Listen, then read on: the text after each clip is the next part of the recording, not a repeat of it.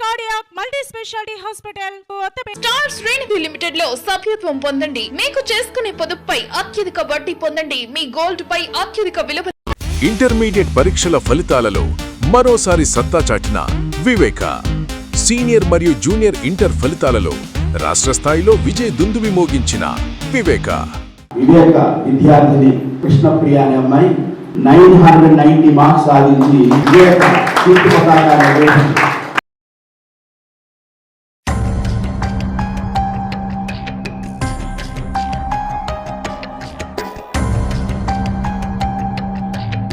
తెనాలిలో 100 కోట్ల రూపాయలతో ఏర్పాటు చేసిన రక్షిత మంచినీటి ప్రధాన పైపులకు లీకేజ్ ఏర్పడింది. భారీగా నీరు వృధా పోవటమే కాకుండా రైతులకు సైతం నష్టాన్ని కలుగజేస్తున్నాయి. కృష్ణానది నుండి డైరెక్ట్గా తెనాలికి మంచినీటిని అందించాలని అండర్ గ్రౌండ్ పైప్ లైన్ ద్వారా 10 ఏళ్ల క్రిందటే ఏర్పాటు చేశారు ప్రస్తుత మంత్రి నాదెళ్ల మనోహర్. లీకేజ్ ఇప్పుడు ఎక్కడ జరిగిందంటే తెనాలి నుండి విజయవాడ వైపు వెళ్లే రహదారికి 16 కిలోమీటర్ల దూరంలో ప్రధాన పైప్ లైన్ లీక్ అయి నీరు వృధాగా పోతుంది.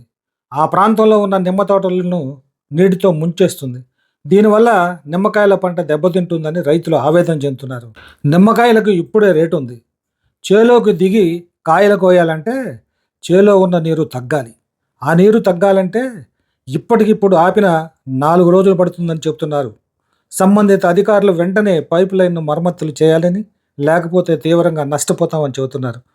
పైపు నుండి లీక్ అయి నీరు సుమారు 10 మీటర్ల ఎత్తున చిమ్ముతున్నట్లు ప్రత్యక్ష సాక్షులు చెప్తున్నారు. విజయవాడ నుండి వచ్చే ప్రధాన పైప్ లైన్లో నీటిని ఆపి వెంటనే మరమ్మతులు చేయండి బాబోయ్ అంటున్నారు రైతులు. అతని తోటలన్నీ కాయలు కోసడానికి వీలు లేకుండా చాలా నష్టపోతున్నామండి. నిన్నటి నుంచి లీక్ అవుతుంది. నిన్నటి నుంచి కంప్లైంట్ ఇస్తున్నామండి, కానీ ఇది ఆగలేదు. కొంచెం పట్టించుకొని ఇది ఆపిస్తుంది సార్, చాలా నష్టపోతాం. 4 లక్షలు పెట్టి తోట కొన్నాం. ఇది ఇప్పుడల్లా ఆరదు, ఆరితేనే కాయలు కోయాలండి. ఇది కొంచెం చూడండి సార్. ఇదిగో చూడు ఈ లైన్ చెప్పి